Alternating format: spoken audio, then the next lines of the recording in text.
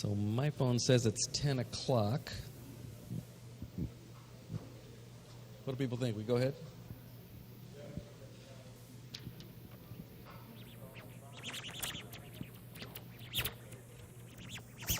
Good. So good morning, everybody, and welcome to the Union City, Indiana, Union City, Ohio Town Hall meeting. My name is Tito Farias. Why is a city council member doing the introduction? I need to hold this closer. Okay, thanks. Why is a city council member doing the introduction? I think the first time I heard about, I could be wrong, right? But I think the first time I heard about the fact that we were beginning to collaborate a little more seriously between the two sides of Union City, right? Ohio and Indiana. It was not at a city council meeting that I recall. It was, I don't actually remember where, but boy, I got an earful. Okay? And the more that people raised the issue with me, the more I realized that, oh, okay, people are concerned, and it has been sort of my view, my push, my objective to have the city council that I represent in my city be more responsive to citizen concerns. And so that's just kind of a Tito thing, right? I've been doing this for not the city council part, but I've been sort of pushing participatory decision making for something like 20, 25 years or so, even in my previous career overseas. So I brought that experience to Union City, and I've, been wanting from the very first day that I'm elected, and we're all invited to to talk to the mayor and discuss, what are some of the priorities that citizens have been sharing with us. So that was participatory, right? Because people, fed things to us. I said, hey, we should have a town hall meeting. Then COVID hit, nothing happened, et cetera, et cetera.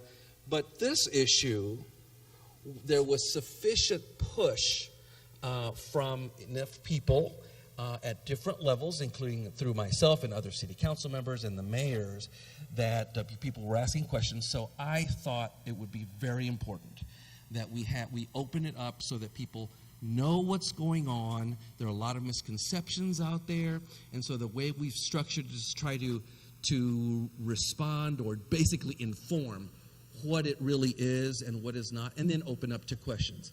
So again, my name is Tito Farias. I represent the at-large district on the Union City, Indiana side. That covers the whole city of Union City, Indiana. And I'm just going to briefly introduce our panelists and the city council members so that you all know who is who. And so we have Mayor Chad Spence here. Well, everybody raise their hands so that everybody knows who you are. Mayor Dwayne Pooter.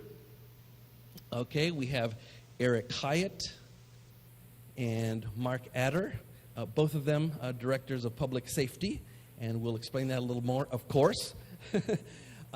We have I don't know all the city council members on the Ohio side. Can you maybe stand up and say your name and introduce yourselves? Hi, I'm Cheyenne Tedrow. I'm Eddie Lang. I'm Ron Raymert. I'm not council, but I'm clerk of court and our clerk for the in the Ohio side. I'm Becky Newcomb. And I'm Homer Stamen. I live over by A&W Root Beer. Thank you. And the Union City, Indiana side council members who are in the audience. Gary Elliott. That was Jason Brewer, y'all. That was Bob Leahy. Is Tim in the house? Tim's not in the house. Okay. If you can make it, that would be awesome. Okay, so without further ado, let's get into it. I'm going to introduce Mr. Dan Baker. Dan is the director of the Randolph County United. He'll introduce himself to us. He's going to be our moderator. We decided to have a moderator who is not part of the Union City milieu so that we can have maybe a more objective approach to how we do this. Okay, thank you. All right. Thank you. My name is Dan Baker. I'm the president and CEO of Randolph County United. Randolph County United is our economic development, Chamber of Commerce, and tourism partnership in our county. And I was invited to come, as Tito was saying, as a neutral party in all of this discussion. So before we get started today, we're going to lay out a couple ground rules. I've got a couple, but then I'm going to ask those in the audience if you have any ground rules for this discussion. So the first ground rule is this is a public discussion, not a debate. Everyone is encouraged to participate. No one or two individuals should dominate the discussion. When you speak or put your questions online, please ensure you state your name and where you live. So one of the things that we would like today is if you live within the village or the city, you have the opportunity to discuss. If you live outside of Union City, please refrain from asking questions at this time because we want to make sure that everybody has a voice that lives within these city limits. One person speaks at a time. Listen to and respect other points of views. Do your best to understand pros and cons of every option. Seek first to understand, not to be understood. So those are the first ground rules we're going to have today, and that goes with the panelists and everybody here today. So I'm going to open it up real quick to the crowd. Any other ground rules you guys want to kind of lay out? Time limit. So 3 minutes, right? So ask your question, and if there is a follow-up question, you can do that. But if you take a lot of time, we have an hour, and I believe there's the girls' regional, or is it regional, at 1 o'clock. So I know some people are trying to get to that. So 3 minutes is your time limit. Any other questions?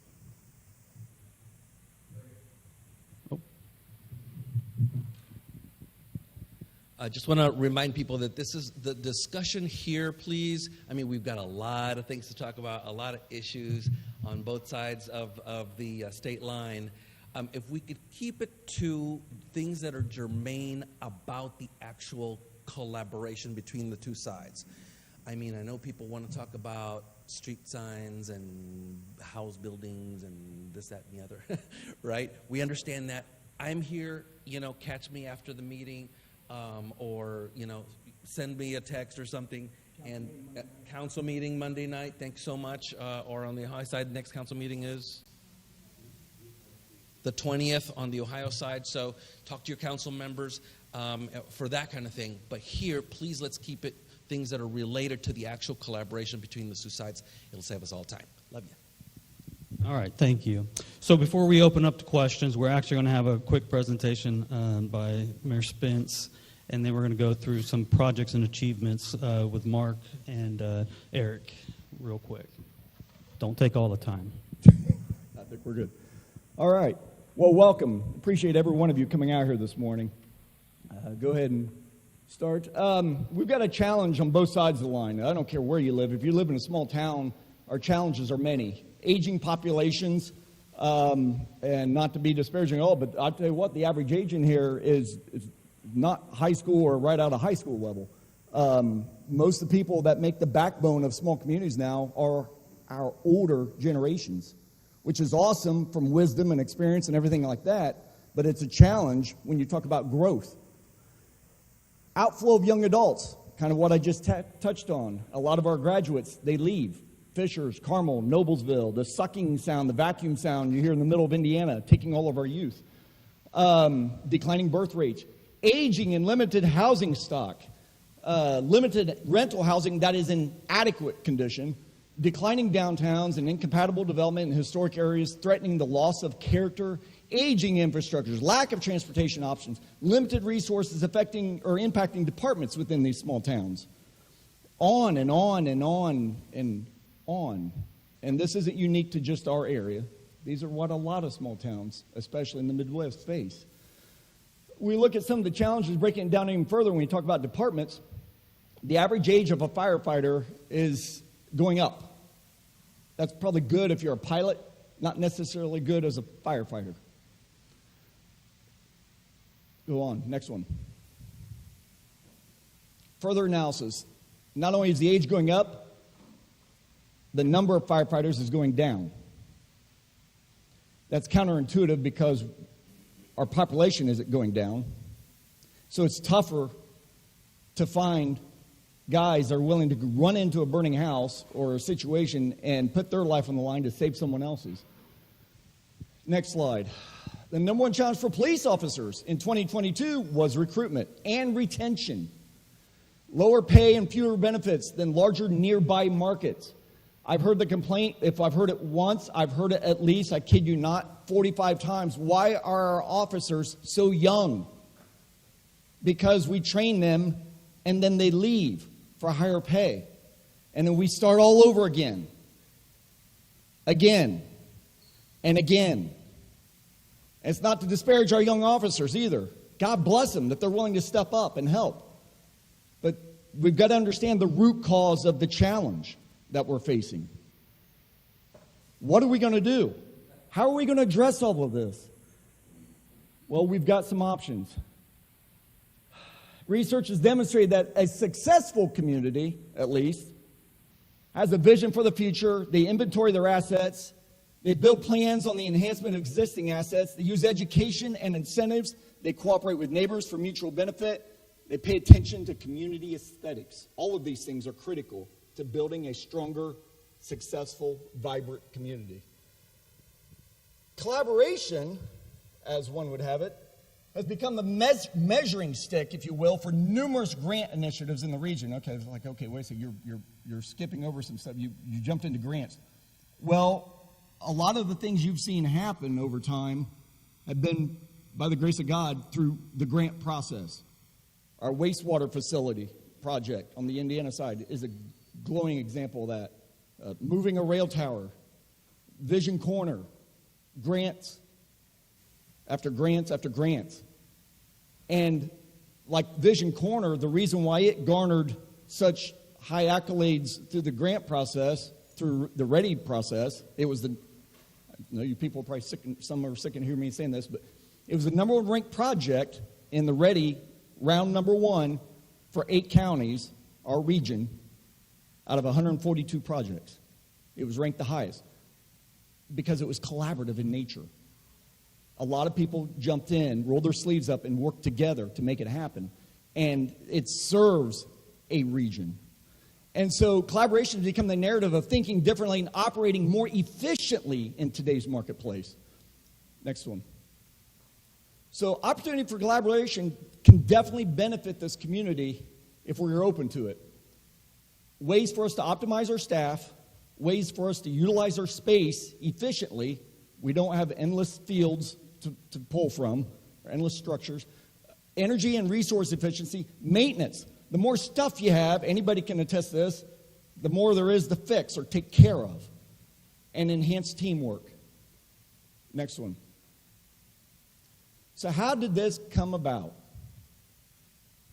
It's a billion-dollar question for some people, and I understand that.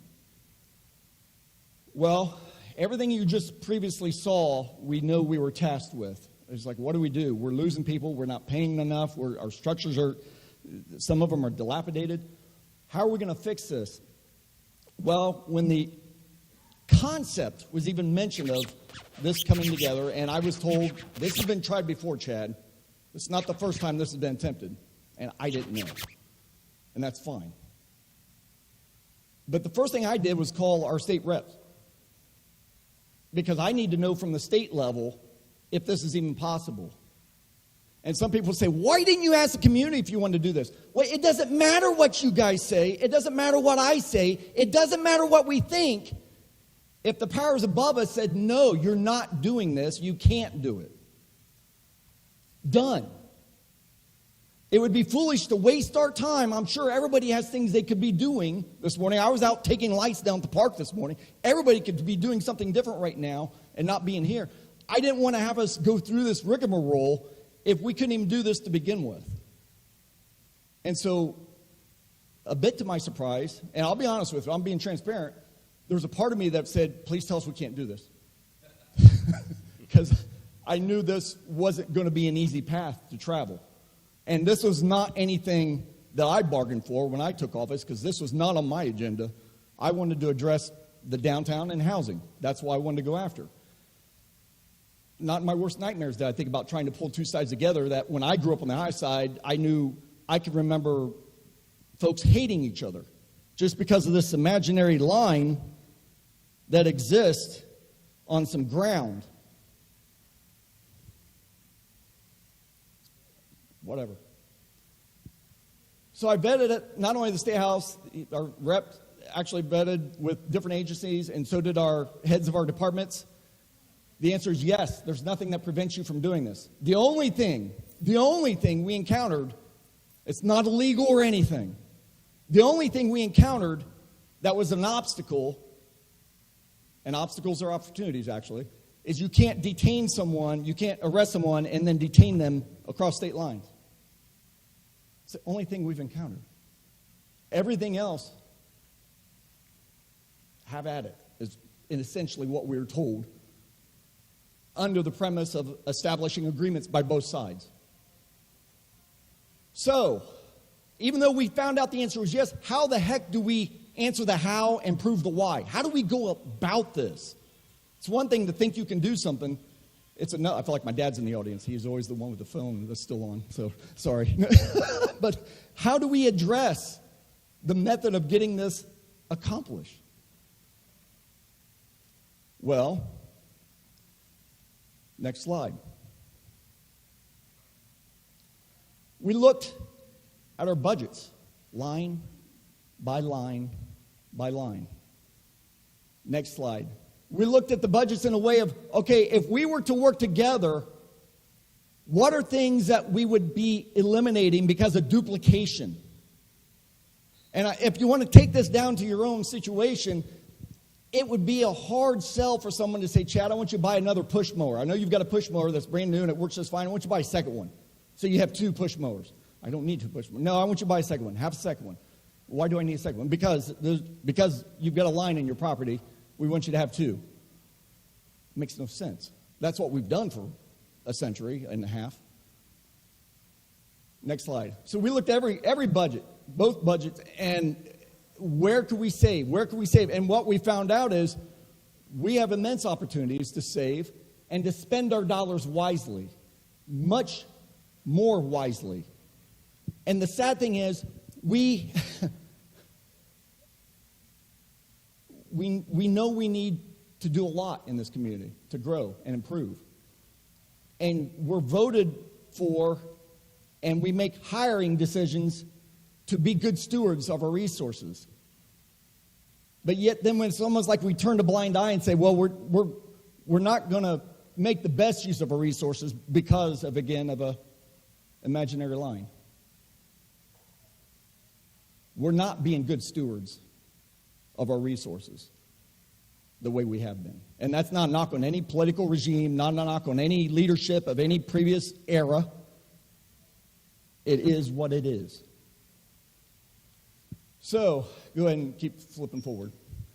Again, we come up with numbers after numbers. This is just to show this was not a fly-by-night thing. Keep going. So, going beyond the numbers, enhance efficiency, and this is something Mark and Eric are going to allude to in a little bit. Enhance efficiency, effectiveness, and responding to emergencies. We also see access to additional resources and expertise. We see improved coordination and communication. We see joint training exercises for emergency services. We see shared resources, equipment, personnel, coordinated emergency response. There's a lot more than that. We become a better, well-oiled machine. We actually become a team. For example, by pooling resources, an integrated police department can make greater investment in training and development programs for its officers, leading to higher levels of expertise, improved community policing skills, and better equipped officers to handle a variety of situations. And after spending a day out in the field a couple years ago, when they say variety of situations, they mean a variety of situations. Unified policies and procedures allows for the establishment of consistent policies, procedures, and protocols across the entire jurisdiction. This consistency promotes fairness, transparency, and accountability in law enforcement practices. Enhancing what they want is your trust and your confidence. They're people at the end of the day. Don't you want that from others? Don't you want somebody to trust you and have confidence in you when you're tasked with doing something? They want the same thing. With a unified department, a united department, resources can be allocated more efficiently based on the needs of the entire community rather than just individual jurisdictions. This ensures that resources are distributed equitably and strategically, that's a big one right there, to address crime prevention, response, and community engagement efforts. So an integrated department has greater capacity to establish specialized units, such as SET teams, K-9 units, or traffic enforcement units, which can provide more comprehensive services to the community and address specific needs more effectively. And the integration fosters greater collaboration and coordination among officers and other agencies and community stakeholders. Such a collaborative approach strengthens partnerships, improves information sharing, and facilitates joint initiatives to address complex issues such as drug enforcement, gang activity, and community outreach. And the desire is to be a more effective, efficient, and responsive law enforcement agency that is better equipped to serve the community. That's just from the law perspective. So what has been done so far, you can kind of see up there. Common set of policies, procedures, guidelines, path forward for all credentialing, one detective. We're not paying two detectives, or we're not having to pay someone from a neighboring community. Common scheduling system, pursue common software, all modes of efficiency to try to help us be leaner and smarter, more prudent, and also more cost effective. Now,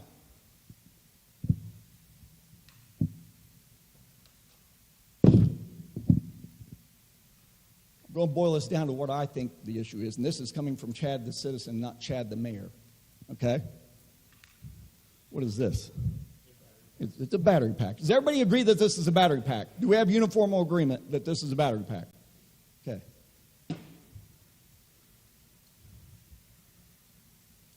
What is this? Drill bit. Does everybody agree in here this is a drill bit? Looks like a drill bit. You got to feel it.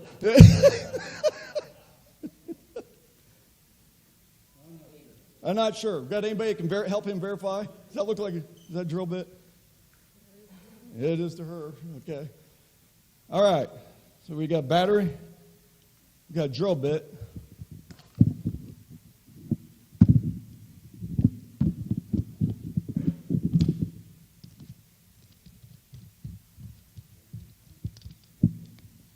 A lot of people ask me, what in the world are you bringing a drill in here for? Probably thought, what in the world's going to happen? How ugly is this going to get?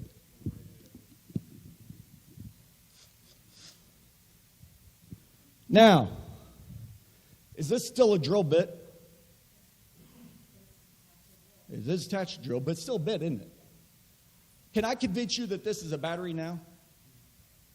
Hey, now come on, you had doubts about this. You got to think that might be a battery now. It looks painful. It does look painful.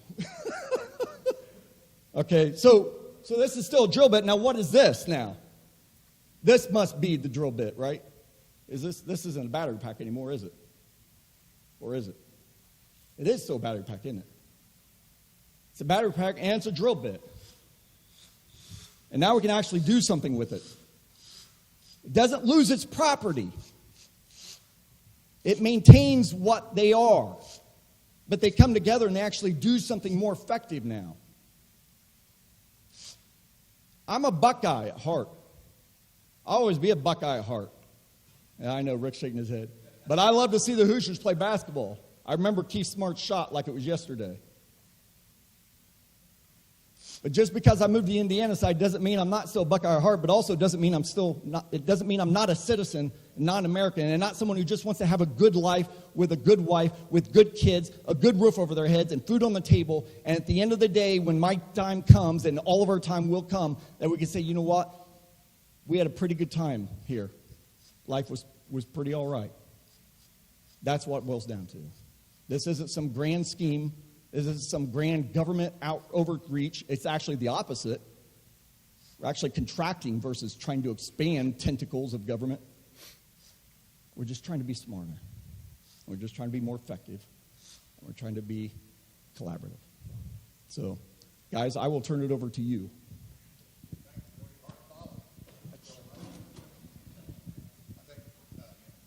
Is this on already? All right. Can everybody hear me? Well, he spelled out pretty good, really. But I want to be clear of what we're not. We did not combine. We're collaborating. Administrative-wise, we still operate as two completely separate, independent organizations that we're trying to save money by finding areas where we can collaborate. A few examples that they're shining examples that I can give you already. For Union City, Indiana, for instance, we were able to sell Engine 93, which at the time, 6 months ago, we had a balance due of $150,000. We sold it, and we was able to actually put it $100,000 in the bank account. So that's a $250 gross flip already. We was able to adopt Ohio's protocols, and through that process, we're able to save an additional $5,000 a year in narcotics expenses. That's real, and it's effective immediately.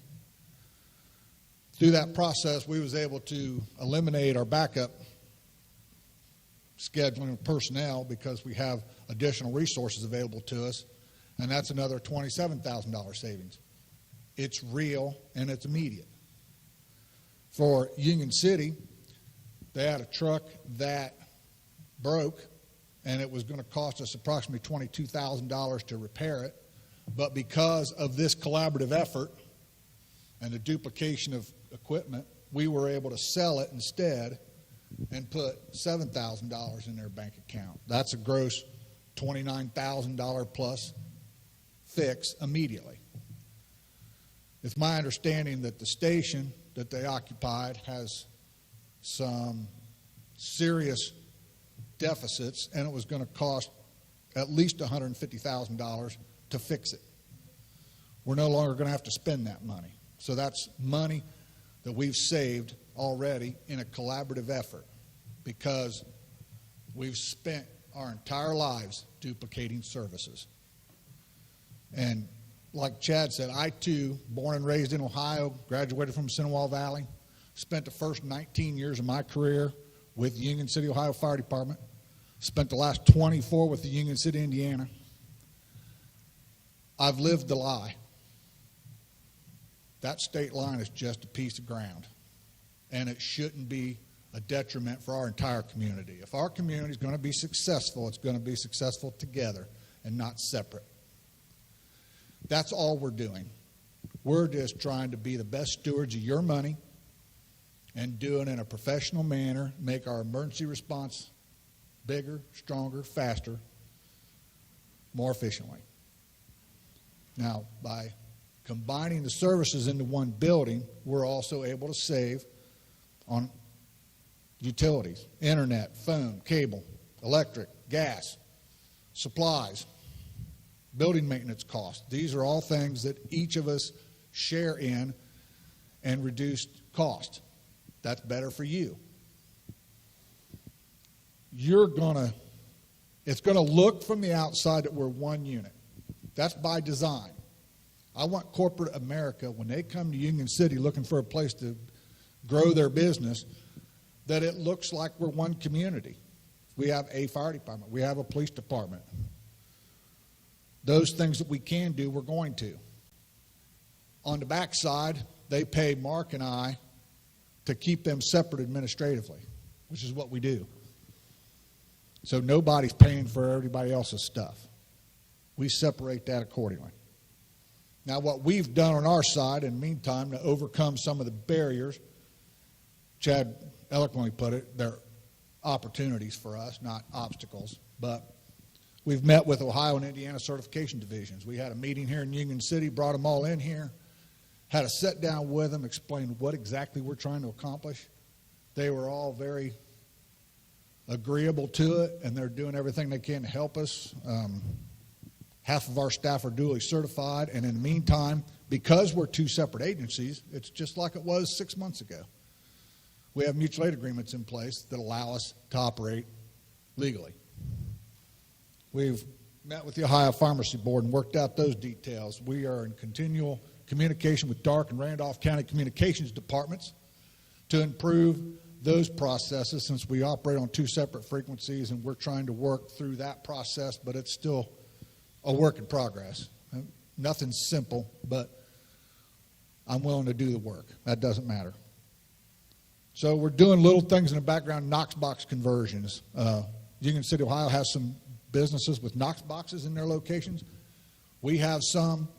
We filed the paperwork getting them so that they're all going to be keyed the same. These are stuff you don't even see going on in the background. They just make us more efficient, is all. And just so you know, we're not up here. We're trying to do something that's best for the community. We have your best interest at heart. We're not up here trying to do something underhanded or take anybody's money, I assure you. But I'm always available most days, and if I'm not, I'm available by phone, and anybody can call anytime they want to come by and have their questions answered. But thank you all for coming today. I appreciate it. All right, my list isn't near as long as their list, and I want to give everyone an opportunity to ask questions. So I'm just going to address things from the police department side. As Eric said, a lot of concern has come up about the finances of what Ohio's paying, what Indiana's paying. Are you guys mixing budgets? Are you guys paying each other out of each other's budget? And legally, we can't join our budgets. So our budgets are completely separate, and they've ultimately put Eric and I in charge of those so that we could split those. With that being said, at the police department, we recently just switched our body camera system. The system that both the Ohio and Indiana side used were very dated, and it was going to cost us thousands of dollars to upgrade that system. So one of the opportunities that we had with the body camera system was, and it's a license that we had to pay for, that was going to cost us thousands and thousands of dollars. So what we were given the opportunity from this company was, we're under one roof, we're operating under the same policies, we're operating under the same procedures within law.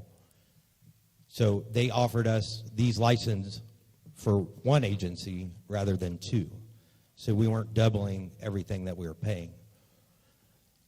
We've been able to share resources. Of course, the guys are out driving. You know, that's what they do. They drive all shift. Cars go down, cars get broken.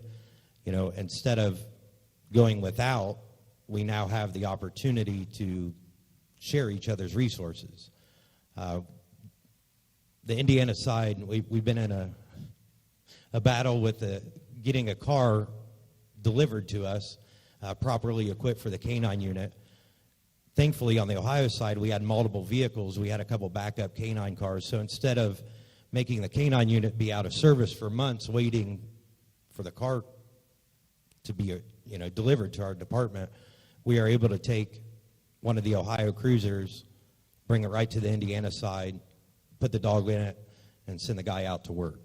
So those are the things that we're trying to do to make things better. We have restructured the command staff. We do fall under one command staff now. That way it's easier for everyone. I also want to address that there's been issues about the arrest powers. Can an Ohio guy arrest someone in Indiana? Can an Indiana guy arrest someone in Ohio? We have contracts, multiple contracts that we've went through over the past several months that have all been vetted. They've all been through both sides, the Ohio attorney, the Indiana attorney, the prosecutor's office, and we now have the ability that all the Ohio officers have arrest powers in the state of Indiana, and by contract and by state law, all of the Indiana guys have arrest powers in the state of Ohio. We're able to do that not based on mutual aid, but it's based on a contract for additional police services. It's very black and white in the Ohio Revised Code, very easy to get to. If there is any questions, I'll be more than happy to point you in the direction of those. So I, like Eric, I want you to know if you do have questions that my door is always open as well. We're in one building now, down on South Howard Street, and I just welcome any member of either community to come down and speak with us at any time. So I'll move on so we can get some questions answered. Thank you.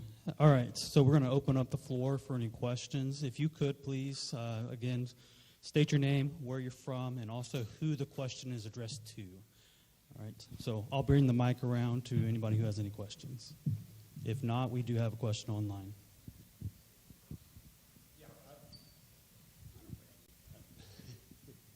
Yeah, I've been with the civil service for this Indiana and the federal government for 55 years.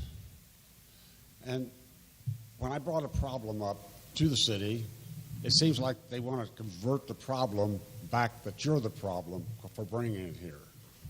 They don't want to take care of the problems. I don't know why.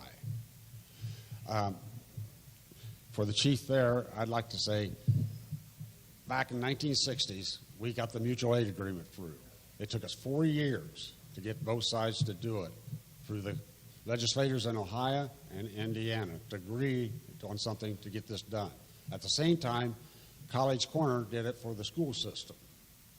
And it was done where they could have the children from both sides go to one school. Some of the agreements in that mutual aid agreement was that make sure that your insurance and everything is with the mutual aid agreement. And I don't think for many years that hasn't been done. I know it was done all the way through when Addington was chief of police here, but after that, when Monty came over, I don't think he knew about it because he came from Ohio. I don't think it was done since then. If one of your officers gets hurt over here, your insurance is no good. If you had the insurance company didn't sign off on that mutual aid agreement. Same with our insurance. If they didn't say, yeah, we will cover them even though they're out of their jurisdiction, it's no good. These are the problems you're going to run into when you take that imaginary state line is there. And if you remember, a few years back, down in Indianapolis, because Indianapolis has grown so big, it's taken in a couple of counties around it, they had problems with the fire department and emergency aid because they could have a fire department and ambulance service a mile away, but they weren't allowed to go. They had to wait on one that was in their service from 5 or 6 miles away to get there. Well, they tried to correct that. They ran into so many problems, they finally gave it up. So we're talking about 2 states, and they're just talking about county lines. Would you like to speak to that? Huh?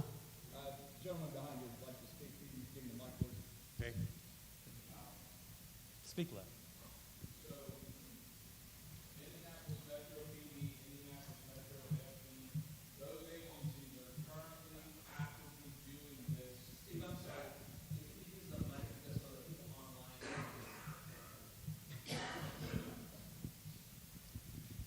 Indianapolis is doing this exact thing each and every year. They have been for about the last 7 or 8, 10 years. There is nothing that we're doing currently that's any different from any other jurisdiction around the country. Each and every grant consultant that we talk to on a daily basis says, collaborate, collaborate, collaborate, regionalize, regionalize, regionalize. That's what the government wants us to do. That's what Indianapolis Metro is doing.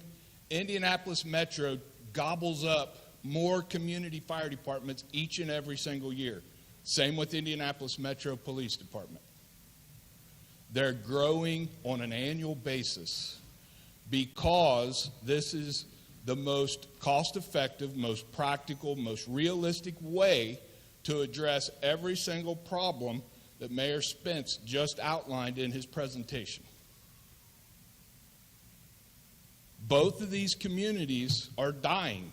They're dying at different rates. And if we want to prolong our existence, we have to regionalize. We have to collaborate.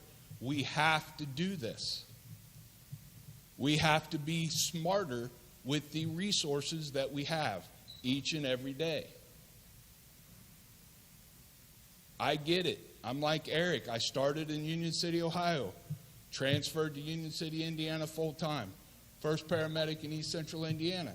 I get it. I see both sides. I know both sides. I know the heritage. I know the history. I know all of it, just like Every single person sitting up there. Okay? We are doing the best we can with what we have to be the most efficient that we can possibly be. Real quick.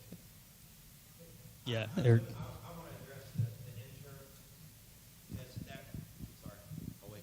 I want to address the insurance issues. Way back in the day, there was mutual aid contracts that seemed to last forever, and they were never renewed. They were never looked at. During this process, all of that stuff has been updated, and that was one of the biggest concerns from both attorneys was the insurance issue. And those insurance issues were addressed. They're addressed in the contract. They're addressed in the mutual aid agreements. And unfortunately, they've been tried where we've had officers responding to calls in Indiana that have been injured. There's been officers involved in incidents in Indiana that ended up in civil court, and the insurance companies covered all of those actions. So that was a concern of the attorneys, and that has been addressed.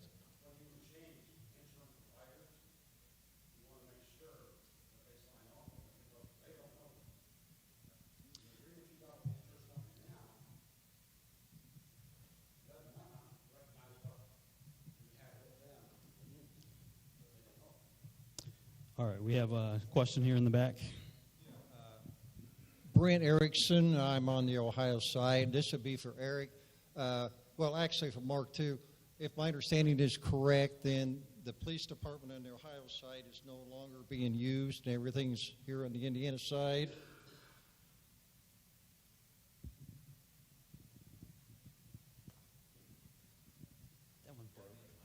Say, I need exercise today. He's going to get tired. I'll try to be quick. Just recently, some decisions have been made on the Ohio side. We did move the Ohio side police department over to the Indiana side. That's where we're operating out of every day. We do have space on the Ohio side that still holds evidence. The Ohio side city building has moved into the old, I should probably get a dry erase board for all this. The Ohio side municipal building has moved into what is H&R Block, or what was the police department. And then the fire department is being utilized as council chambers, and I believe the mayor's office is going in there. They're actually right in the middle of the move right now.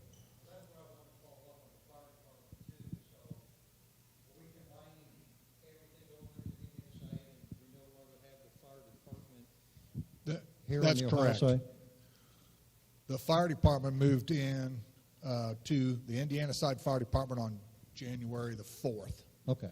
Was that official start date over there. We keep tertiary equipment in what is the Union City, Ohio Fire Department, so we still have some transport ambulances over there and some tertiary equipment that we're still responding in when necessary while we vet out this process. I believe down the road we're going to figure out there's a couple more pieces of equipment we can consolidate and get rid of, but currently it acts as a tertiary storage, but we are operating actively out of Union City, Indiana's fire department. Okay. Do we have another question from the audience? Give me one. We have one on, right here in the back.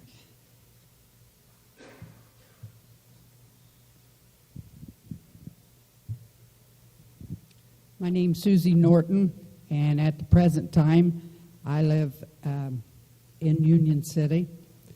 I'm not sure how long that's going to last, but I have some questions that's been brought. This building that is dilapidating on the Ohio side, we're now using for council members and whatever offspring. And the one thing, Mayor Spence, that you said that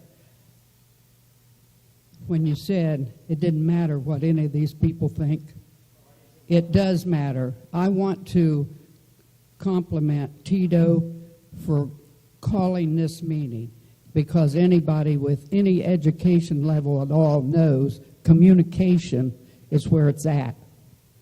And I know that we just recently lost two of those firefighters on the Indiana side were excellent. So maybe we need to keep the people we had instead of having all the younger ones. I just think that I'm an old person. I'm the elderly one in the pictures. And I remember the history of all of this state line very well. And you can talk to anyone else in here that's in my age group, and they will tell you too. So some of this is, I need to rethink some of it.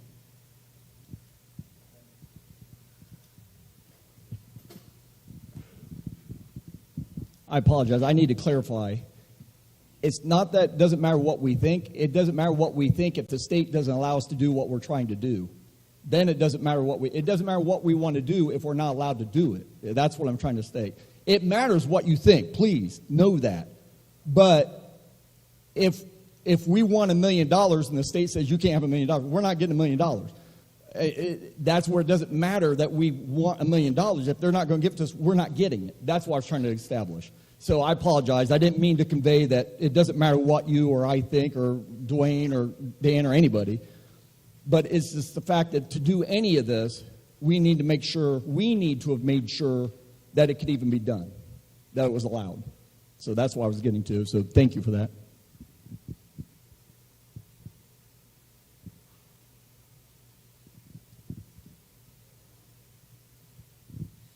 I just wanted to make the point that in both Indiana and Ohio and many other states, there are cities much larger than Union City, Indiana, and Ohio combined that have one fire department and one police department. And they have to be located somewhere in that city. And it's going to be a little further for some neighborhoods and a little closer for some neighborhoods. I'm just trying to sort of set the big picture, right? Because, I mean, a little town, I mean, we're little guys, 3,000 people, 3,500 max on the Indiana side. What do we know of the population of the Ohio side? 1,506, something like that. Okay, so that makes what, 4,000? We're less than 5,000 total on both sides. There are cities much bigger than that have just one policeman. So to have two, one on each side, is pretty much wasteful. So, I mean, just wanted to sort of underline that.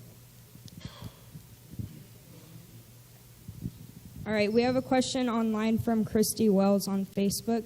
She says, if we are using a collaboration idea to save money and join resources, have we discussed collaborating with services in Randolph County and Darke County, such as working together with the sheriff in reference to police and with the multiple township fire departments in reference to fire, as well as Randolph County EMS in reference to ambulance services? For example, Randolph County EMS has a station in Winchester and a base on the west side of the county. Do you want me to reread the first question? No, you don't need to reread it. I can address the fire department issue. There's been some years ago, we did try to approach the county fire chiefs about a collaborative effort. There was a time when Brian Conklin was the mayor that we had a territory almost done that involved Ward Township and a couple others. So we went down that road. It failed. When I say we, that was kind of before me, so I can't really speak to the details of that. As far as cooperation with Randolph County EMS, we are Randolph County EMS's representative on the east side of the county. You know, we manage Wayne and Jackson Township for Randolph County. Randolph County handles the center part with their station in Winchester, and then they've just built a station, or they're occupying a station in farmland to handle the west side of the county.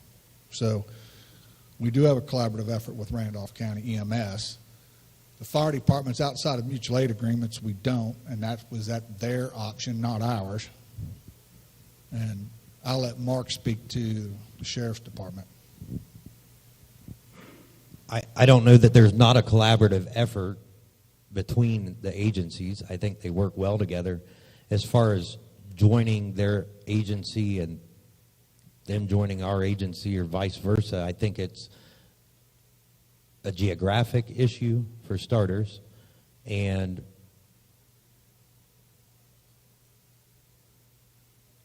Chad alluded to it, and part of his PowerPoint, the pay in this area is not good. We're not the only police departments that have short staff. This area is used for a stepping stone because of the bigger agencies in the Indianapolis area, the Dayton area, the Columbus area. Truly, these guys can go anywhere and probably double their salary.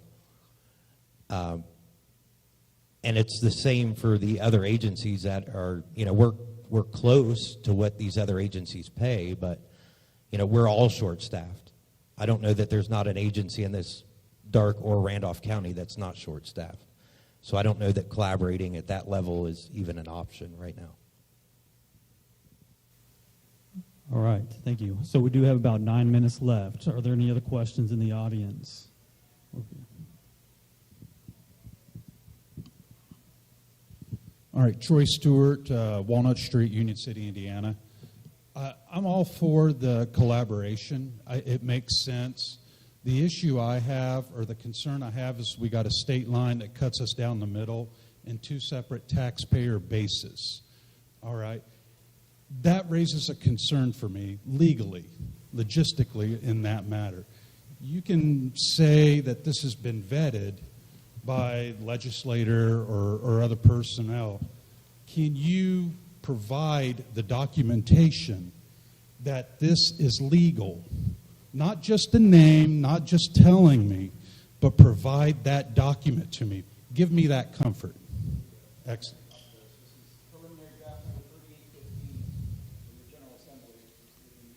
Excellent. Thank you. I'd like to get a copy. I'd like to reference. I like to know that we're not doing something that's going to hurt the next committee or next mayor 4, 5, 6 years down the line.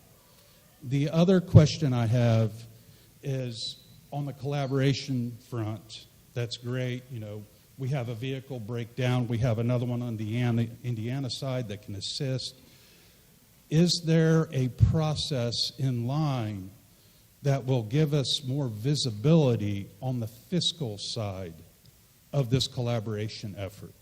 Since we're using, again, two separate states' tax dollars, is there proof, is there going to be a pathway to make that visible to both communities? Thank you. So yeah, the budgets are always available to be viewed, so both sides. So yeah, that's part of government transparency. Everybody has a right to take a look at those, so absolutely. I mean, great question, but absolutely. I'm going to flag this down, get this copy.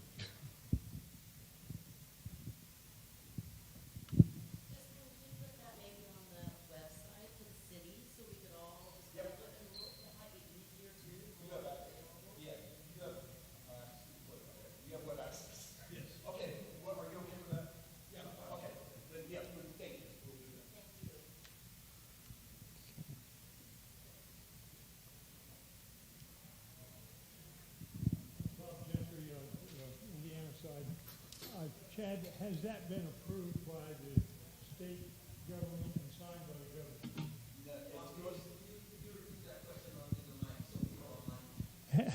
Has that document been signed by the governor? This has not been approved by the government because we didn't send it to the floor yet. Because part of this, I've got email trail if you guys want to see it. JD said, I'm ready to take this to the floor because he and their attorneys drummed it up. I said, hold off until we do the council. Okay. So just for sake, so I can say in front of everybody that this has not been signed off on by them yet. Yeah. Then the format is approved, but the premise behind this, the reason why I'm sharing this with you, everything we're doing, again, it is legal. But what this document proposes is that the next political regime could come in here if someone had a borough thing and say, I hate Buckeyes or I hate losers.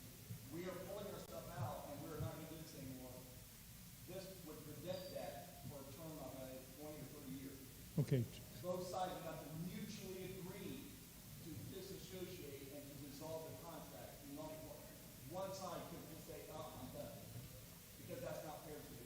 So this will be introduced in the Ohio legislature also. I mean, it isn't going to work if it both. Now, what do we have right now that justifies what we're doing? And, you know, I have long been in favor of just combined agencies. That doesn't make any sense. I just want it to be done legally.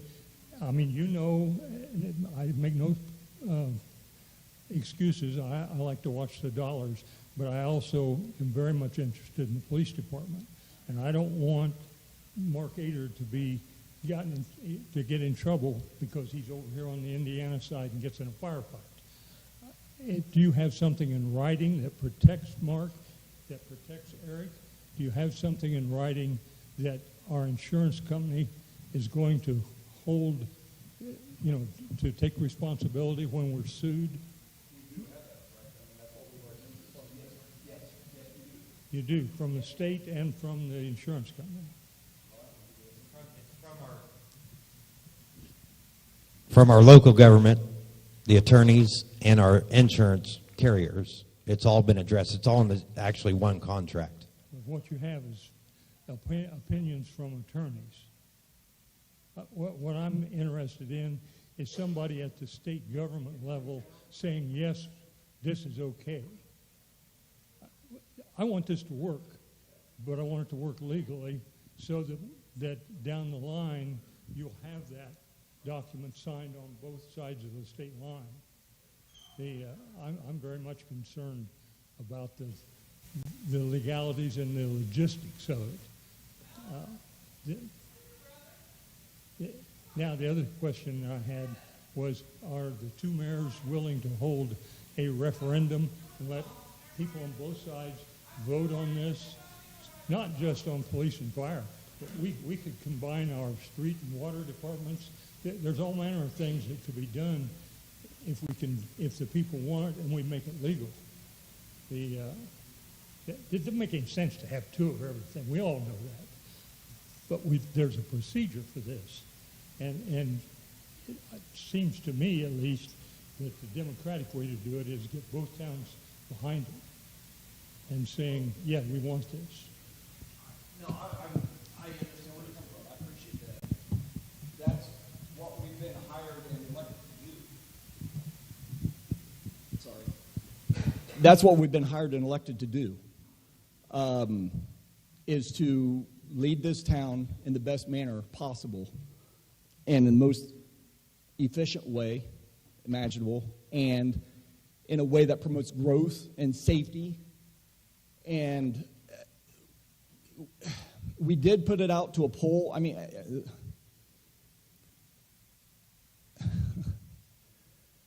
we're not required to have a vote from the public for this, okay? The public opinion, though, is critical, and it is important. And it was vetted out through I can't remember what the poll was you called it, but we advertised the poll. We had it open for how many days? 60 or 45? 60 days. And nearly 70% approved this collaborative path. There's 30% that didn't for whatever reason, and that's their right as an American. And there's people in here that probably don't approve this still, do not like it. That's your right. I'm going to say that's awesome, actually, because you have a right to that opinion. But going back to the democratic way, the majority of the people favored this concept. The majority of the people voted for us up here. The majority of the people voted for the councils. These are the decisions that we've been charged to make in the best interest of the people. I know as a parent, I've made a lot of decisions in my life that haven't always been popular with my kids. I was afforded a perspective, though, on a broad scale of what the future looked like or what larger circumstances were that allowed me to make a decision that was the best for them, even though they didn't like it at the time. There's going to be decisions made. This is obviously one of them that is not popular with everybody. But I promise you, with faith, I promise you, and I give you the right 20 years from now, if we're still alive, both of us, you can say, Chad, I told you so, it didn't work. Fine. But I promise you, if everybody gives this opportunity, 5 to 10 years from now, we won't think anything about this. We'll be on to the next thing that is a struggle that we need to address and need to talk about.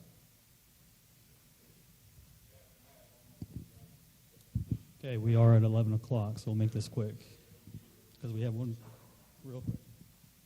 I just wanted to comment that we would get a copy of the contract from Shad, and it'll be up on the village website as well under the documents section.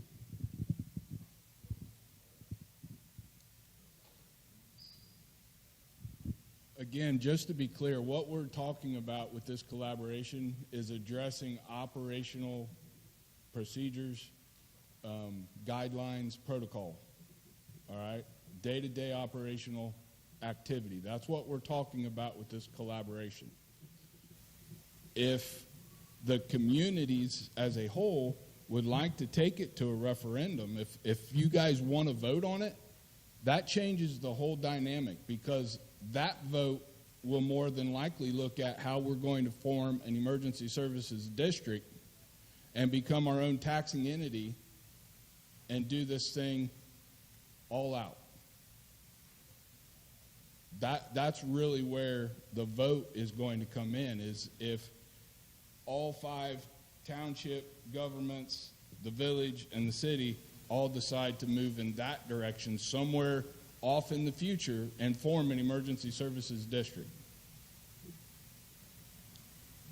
So, again, what we've done to date is all operational. Okay? And when I say it's operational, it's the same way that we load the fire hose on a fire truck or the police officers carry their gear in their car. It's an operational decision that the public safety directors have been appointed by both mayors to guide those decisions. And that's what we've done. If you all would like to take it to a vote, that's a bigger conversation. Can I address one thing real quick? Yep. I know we keep talking about dollars and cents, and I don't want to take away from the dollars and cents part of this at all, because you are the taxpayers. We need to be responsible with your money. And I assure you, we're doing our best to do that. But at the end of the day, especially when it comes to fire and police services, it's not always about the dollars and cents. It's about doing what's right for our community. 5 years ago, we had an incident just this morning that a not so brilliant person decided to take a gun and shoot up at a location. Okay? We had to send officers into his house this morning after getting a search warrant. This happened on the Indiana side. This is something 5 years ago we wouldn't have been able to do without bringing multiple agencies in here and making multiple people available. With the change in our operations, we are able to utilize our guys. They all came in this morning. They all did what was right for the community. And that was to get this guy out of the community and locked up in jail. We wouldn't have had that 5 years ago. 2 times in the last 24 hours, our tactical team has been utilized because of things that are going on inside this town. And it's these guys that work hand in hand together now every day that we're able to take these people off the street and put them where they need to be. So please understand that I understand the finances of it, and we're doing our best to make sure that we can financially do the things that we're doing and that it's best for the taxpayer. But please know that the decisions we're making and the things that we're doing collaborating are for the better of the community and the better of the people that live here. That's our main concern. All right, and for those online, it is 11:05. We will try to answer your questions after this. If you guys do have any more questions, just to respect everybody's time, if you do have any more questions, please make sure you put those out to each of your individual or whoever, just to make sure Tito can probably take some of those as well.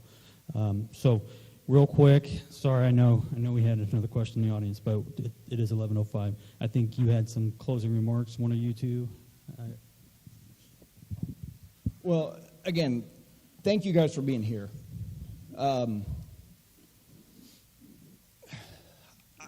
The fact that you're here means a lot because you, and pardon my language, you give a damn.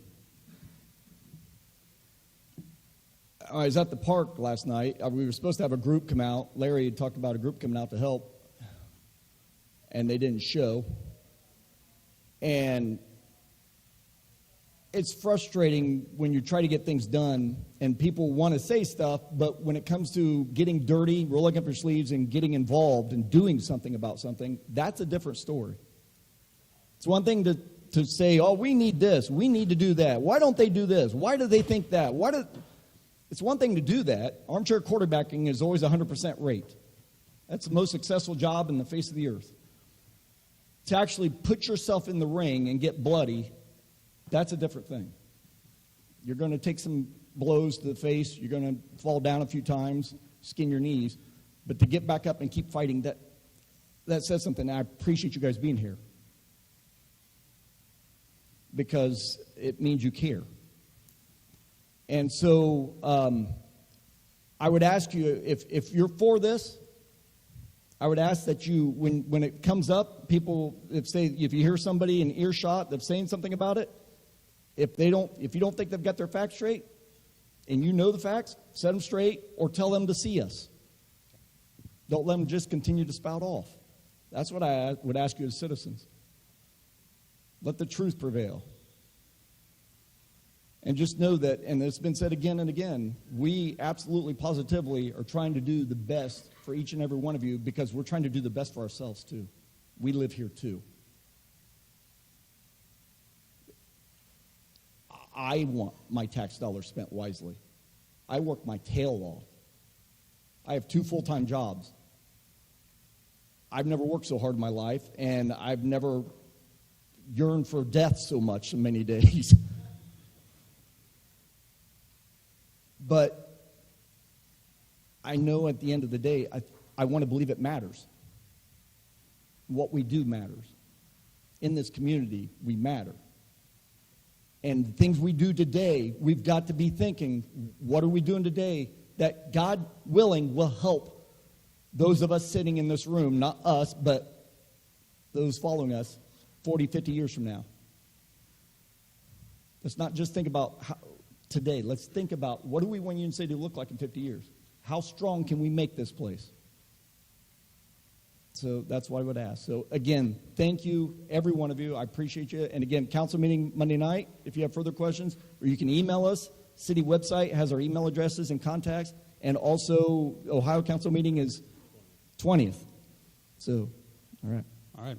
Well, thank you very much. Again, we have kept a list of the questions. And again, for questions online, the panelists will go through those and get those answered. And we'll make sure this gets sent out to everybody. Thank you very much for your time.